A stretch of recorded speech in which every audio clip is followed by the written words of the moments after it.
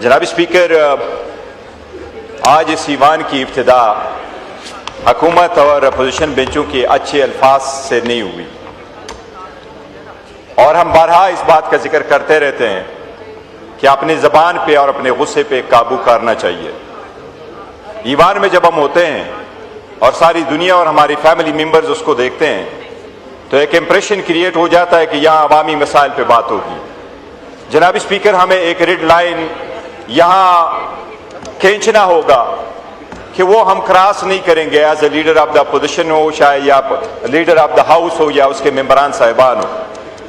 इससे न सिर्फ ये तलखी बढ़ी है, तनाव बढ़ा है, बस जनाब स्पीकर इससे नफरत बढ़ी है। इस हाउस को हमेशा एक अपनी जिम्मेदारी निभाना होगी। अचकज़ई साहब ने आदर दिन भी कहा कि इस ईवान को मजबूत करो। मैं इस बात का बरमला एतराफ करूंगा कि आज तो हुकूमत के साथ हाथ मिलाना एक घाटे का सौदा है, लेकिन हमने ये फैसला किया हुआ, अचकज़ई साहब ने ऐलान किया है कि इस ईवान की मजबूती के लिए, जमहूरियत के लिए, अवाम के बुनियादी हकूक के तहफ़्फ़ुज़ के लिए, आज़ाद अदलिया के लिए हम ताउन करेंगे और अनकंडीशनल ताउन करेंगे। जनाब स्पीकर, हम वज़ीर आज़म की स्टेटमेंट का वेलकम करते हैं, लेकिन बड़ा अरसा से ये मैटर पेंडिंग है। आज मुज़ाकिरात है, आज बात हो रही है, कल हो रही है, इसमें देर किस बात की है? हमारे मुतालिबात तो बड़े सिंपल है। हमने कभी जाती एजेंडा तो पुट किया नहीं है। हमने तो फकत इतना कहा है कि आईन और कानून के मुताबिक हमारे जो हक है वो हमें दे। हमने अपनी लीडर तक एक्सेस मांगा है, वो डॉक्टर तक रिहाई मांगी है, उसका इलाज मांगा है, उसकी बीवी तक एक्सेस मांगा है। जनाब स्पीकर, इसकी अगर आपने इब्तिदा करनी है तो मैं ये भी कहूंगा, आपने हमारे एक नुमाइंदे इकबाल अफरीदी को यहां से सस्पेंड करके भेजा और वो पार्टिसिपेट नहीं कर रहा है। मैं आपसे रिक्वेस्ट करूंगा एज ए गुडविल जस्टर उसको बाकी पीरियड में आने दे। जनाब स्पीकर, ये मैं आपको तवज्जो मबजूल करा रहा हूं। जनाब स्पीकर, मैं ये अर्ज कर रहा था कि इकबाल अफरीदी साहब को आपने सस्पेंड करके यहां से भेजा है, फिर आपने रवैया रिस्पेक्टफुल तरीके से नहीं किया कि निकल जाए वरना मैं निकलवा दूंगा। जनाब स्पीकर, निकलवाने के तरीके सबको आते हैं, निकलवाने का तरीका अब हमेशा के लिए खत्म होना चाहिए। जनाब स्पीकर, मैं रिक्वेस्ट करूंगा कि बाकी मानदा पीरियड के लिए उसको आने दें ताकि वो अपना रोल प्ले कर सके, अपने अवाम का अपना पॉइंट ऑफ व्यू यहां बता सके। उसका इलाका खैबर बहुत ज्यादा इफेक्ट हुआ है, ट्राइबल ज्यादा इफेक्ट हुए हैं। जनाब स्पीकर, मैं जिनसे तवक्को नहीं कर रहा था कि वो ये बात करेंगे राना तनवीर साहब से, क्योंकि कोई कहता है वो फरिश्ते भी बुरा लिखते रहे जिन्हें कंधों पे बिठाए रखा। वो फरिश्ते भी बुरा लिखते रहे जिन्हें कंधों पे बिठाए रखा। हमारी तवक्को थी कि राना तनवीर साहब का अप्रोच बिल्कुल डिफरेंट होगा। उन्होंने अपनी तकरीर में तो रिमोर्स शो नहीं किया, लेकिन हमारे तरफ आए और हमारे शेर मुल्तान से उन्होंने माजरत की है और आतिफ खान साहब से की है। हम उसको एक्सेप्ट करते हैं। जनाब स्पीकर, गुडविल जस्टर हम पेश करते हैं, हम रिस्पेक्ट करते हैं। लेकिन एक बात बरमला में जरूर कहूंगा, शेखपुरा खान साहब का इमरान खान का है। इमरान खान शेखपुरा में किसी का मुकाबला नहीं करेंगे। हमारा विलेज कौंसल आप सब के लिए काफी है। कोई भी जगह प्लेस करो, हमारा विलेज कौंसल मुकाबले में आ गया। अगर आप जीत गए हम चले जाएंगे। जनाब स्पीकर, दो तीन चीजें ऐसी है कि जिस तरह MOU साइन होने जा रहे जुमे वाले दिन अमेरिका और ईरान के दौरान, और अल्हम्दुलिल्लाह पाकिस्तान ने अच्छा रोल प्ले किया है, हम उस रोल को सराहते हैं कि पाकिस्तान को एक मौका मिला मिडल ईस्ट के पीस लाने में अपना रोल अदा करे और शायद ये आगे स्टेप बन करके आजाद फलस्तीन की एक बुनियाद भी बन जाए। लेकिन जनाब स्पीकर, गर्व की में अपनी लड़ाई हो तो कभी आप इंटरनेशनल लेवल पे अपना रोल अदा नहीं कर सके। ये वक्त है कि हम MOU ना साइन करें सिर्फ बाकी दुनिया के साथ, बल्कि आपस में इन मुल्क के लिए, जमहूरियत के लिए, अपने हकूक के लिए हम एक मेमोरेंडम ऑफ कमिटमेंट साइन करें। जनाब स्पीकर, इस वक्त बात हो रही है बजट पे। मैं ये कहूंगा ये वक्त है कि हम वो मेमोरेंडम ऑफ कमिटमेंट साइन करें कि ये हमारे वो डेड लाइन्स होंगे सबाम और अवाम के नुमाइंदों के दरमियान। Order in the house. जो मेंबरान इधर खड़े हुए हैं वो काइंडली लॉबीज में चले जाएं। ये इधर ये ऑनरेबल मेंबरान से गुजारिश है, लॉबीज में चले जाएं, ये इधर मुनासिब नहीं है। जी जनाब स्पीकर, 3 चीजों का मैं जिक्र करता हूं। ये मेमोरेंडम ऑफ कमिटमेंट जनाब स्पीकर इस वक्त की जरूरत है। हमें मेमोरेंडम ऑफ कमिटमेंट साइन करना होगा अगर हमने ये ईवान मजबूत करना है, जमहूरियत को दबाम बख्शना है, अदलिया को आजाद करना है और अवाम को बुनियादी हकूक देना है। जनाब स्पीकर, इस वक्त अवाम हमसे ये शिकवा नहीं कर रही कि उसमें गुर्बत बहुत है, लेकिन जनाब स्पीकर इस बात पे जरूर वो शिकवा कर रही है कि इसमें अमीर और गरीब में तफावत बहुत बढ़ गया है। वो अवाम इस बात पे शिकवा कर रही है। जनाब स्पीकर, मैं जो बजट पेश हुआ है, हम सारे अपोजिशन वाले यूनानिमसली उस बजट बिल को हम रिजेक्ट करते हैं और हम उसके बारे में मैं ज्यादा डिटेल में नहीं जाऊंगा। जनाब स्पीकर, हमारे जितने भी साथी हैं उन्होंने 1 बाय 1 उसके अदाद शुमार दिए हैं। इसमें कितनी महंगाई है, कितने कर्जे लिए, कितने वापस हुए हैं, कितने पॉलिसी है, सब कुछ भी जिक्र हुआ है। लेकिन मैं ये कहूंगा जनाब स्पीकर, जिस तरीके से आज आपने 3 मरतबा कहा है ऑर्डर इन द हाउस, जनाब स्पीकर, आईन के 2 आर्टिकल, सिर्फ 2 आर्टिकल इमरजेंसी के बारे में है, 2 आर्टिकल आईन में तरमीम के बारे में है।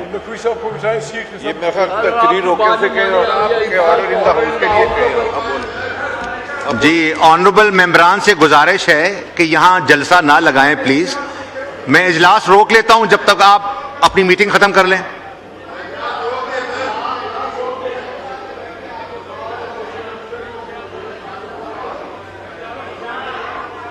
जी, तशरीफ रखें, यहां लॉबीज में चले जाएं प्लीज।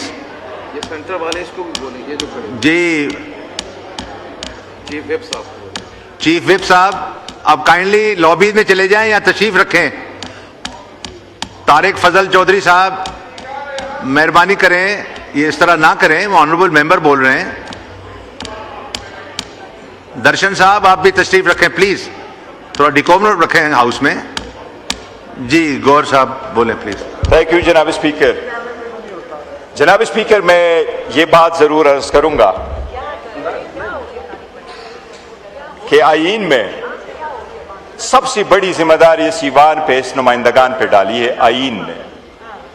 आईन के 2 आर्टिकल कहते हैं कि अगर आईन में तरमीम करनी हो तो क्या तरीका अडॉप्ट करना है, और आईन के 6 आर्टिकल कहते हैं बाकी चीजों के बारे में। लेकिन जनाब स्पीकर, आईन के 11 आर्टिकल है सिर्फ इसके बारे में कि बजट कैसे पास होगा। 11 आर्टिकल्स आईन के। ये इतनी बड़ी जिम्मेदारी है क्योंकि आपके पास जो पैसा होता है वो कौम की अमानत है और उस पैसों को कैसे हम इस्तेमाल करें, इसके लिए सबकी विजडम की जरूरत होती है। जनाब स्पीकर, हमें ये अडॉप्ट करना होगा फॉरएवर कि हमारा इस्तेमाल ऐसा हो जिसमें हम एक गरीब आदमी की लाइफ में चेंज लेके आए। इस बजट को हम यूनानिमसली अपोजिशन की तरफ से रिजेक्ट करते हैं क्योंकि इसमें गरीब के लिए कुछ भी नहीं है। इस बजट को इसलिए रिजेक्ट करते हैं, इसके मैं आदाद शुमार पे नहीं जाता। हमारे मेंबरान साहिबान ने, मैं उनको हराज तहसीन पेश करता हूं, उन्होंने बेहतरीन तरीके से उसके आदाद शुमार रखे हैं। महंगाई कितनी है, बजट कितना है, उसके कितने कर्जे लिए गए हैं। लेकिन मैं जरूर कहूंगा जनाब स्पीकर कि 1 जुलाई को जब आम पाकिस्तानी जाएगा मार्केट में, उसको आटा महंगा मिलेगा, उसको एलपीजी का सिलेंडर महंगा मिलेगा, उसको इलाज दवाई के लिए जो दवाई लेगा वो महंगा मिलेगा।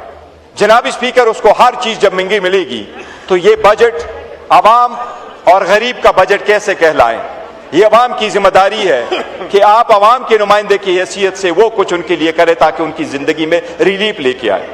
जनाब स्पीकर, ईरान के जंग से सारी दुनिया इफेक्ट हुई है।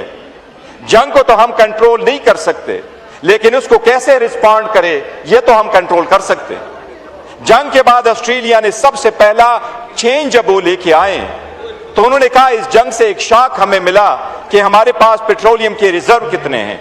उन्होंने उसको चेंज करके 90 दिन का किया। मैं हुकूमत से मुतालबा करूंगा कि 2000 से लेके आज तक आपका कानून यही कहता है कि 20 दिन का आपके पास पेट्रोल मौजूद हो। वो 20 दिन का पेट्रोल भी आपने नहीं रखा हुआ, इससे पैदा ले आप लॉ को चेंज करें। आप भी 90 दिन का स्टॉक रखें ताकि अवाम को कोई रिलीफ दे सके आप। जनाब स्पीकर, अगर बाकी अदाद शुमार पे मैं नहीं जाता, लेकिन मैं ये जरूर कहूंगा सिर्फ इतनी बात कि जब आपकी आबादी बढ़ रही हो, प्रोडक्शन हो नहीं, आमदन से ज्यादा खर्चे हों, तो ये तकदीर ही का कहना है कि फिर गुर्बत ही होगी। जनाब स्पीकर, इसको प्रॉपरली एड्रेस करने हुकूमत के बजट में कोई प्लान नहीं है, कोई स्ट्रेटजी नहीं है इससे निकलने के लिए। जनाब स्पीकर, इस वक्त मुल्क का जो यूथ है 65% आबादी उस अंडर बिलो द 30 ईयर्स पे मुश्तमिल है। जनाब स्पीकर, उनकी जॉब अपॉर्चुनिटी आपने नहीं दी। जॉब अपॉर्चुनिटी आपको मिलेगी तो प्राइवेट सेक्टर से मिलेगी। हुकूमत ने बहुत क्लेम किया कि हम प्राइवेटाइज करेंगे SNGPL को, SSGC को, PSO को, नेशनल बैंक को, रेलवे को, लेकिन आज तक वो एक ही नहीं कर सके, सिर्फ PIA कर सके, और PIA भी पूरा की पूरा घाटे का सौदा किया। सिर्फ 10 अरब रुपए खजाने में आए, बाकी पैसे कहां चले गए?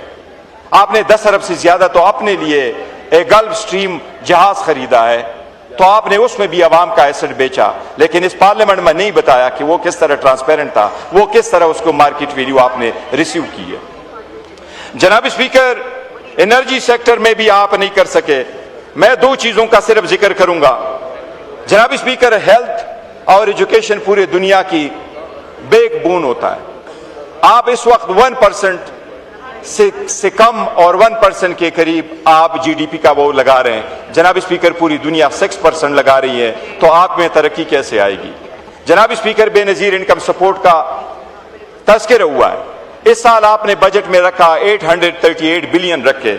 जनाब स्पीकर, बेनजीर इनकम सपोर्ट पे सो पार आपने 5300 अरब रुपए लगाए। ये जब आप एलोकेशन करोगे, गुज़श्ता सालों में 5300 अरब रुपए लगाए आपने, लेकिन गुर्बत की शरह मजीद नीचे होती जा रही है। आज का रिपोर्ट यही है कि 80% से बिलो पॉवर्टी लाइन जिंदगी गुजार रहे हैं।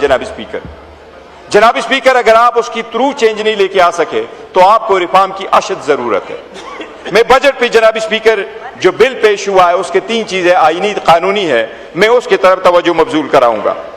जनाब स्पीकर, आप कस्टम एक्ट में कुछ चीजें लेके आ रहे हैं, मैं उनसे अपील रिक्वेस्ट करूंगा, हम उसमें तरमीम के लिए दरखास्त भी देंगे, लेकिन यह हुकूमत का फर्ज है कि अगर गैर आईनी प्रोविजन ये डाल रहे हैं तो इनके लॉ मिनिस्ट्री और इनकी मुतालिका मिनिस्ट्री इसको नोट करके उनको खत्म कर दे।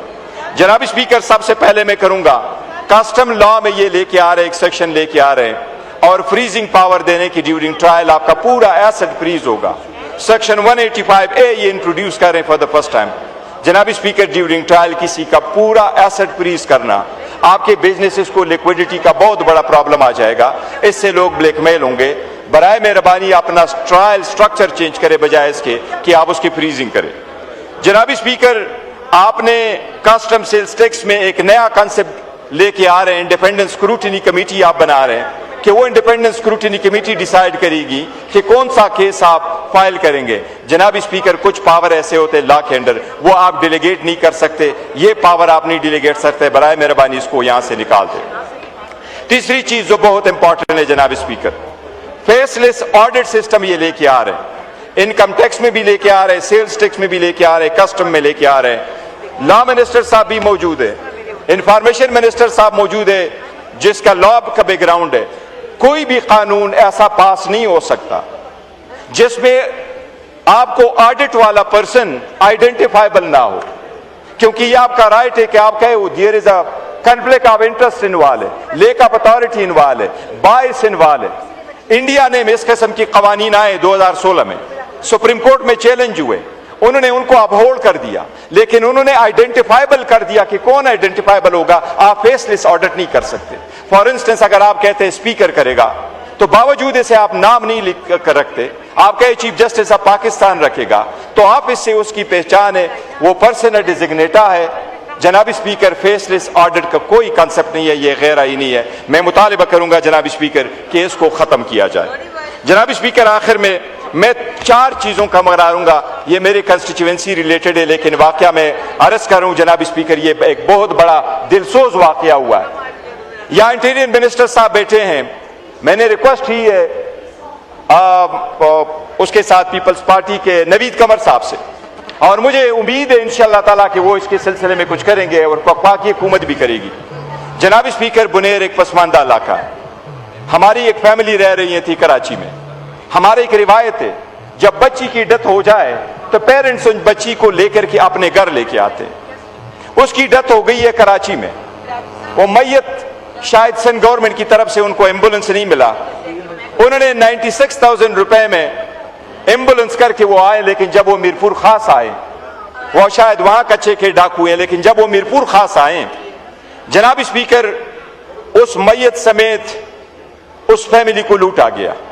उनसे पैसे लिए गए, उनके जो आइटम्स थे वो लिए गए, उनसे पैसे लिए, उनसे मोबाइल लिए, और सबसे दुख की बात है कि उस मैयत के साथ जो अपना जेवरात थे वो जेवरात भी उन्होंने लिए। ये इंतहाई इंसानियत सोज वाकया हुआ है। जनाब स्पीकर, मैं नवीद कमर साहब के नोटिस में लेके आ चुका हूं। मैं उम्मीद करता हूं कि वो भी इस पे एक्शन करेंगे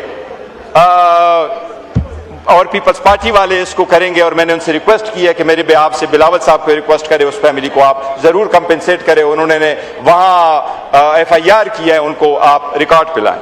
मैं वो पाकी हुकूमत से एक और रिक्वेस्ट करता हूं। जनाब स्पीकर, जब अगस्त में फ्लड आया, बुनेर के 200 से ज्यादा शोहदा हुए, तो वफाकी हुकूमत ने हमें सिर्फ 20 चेक दिए थे।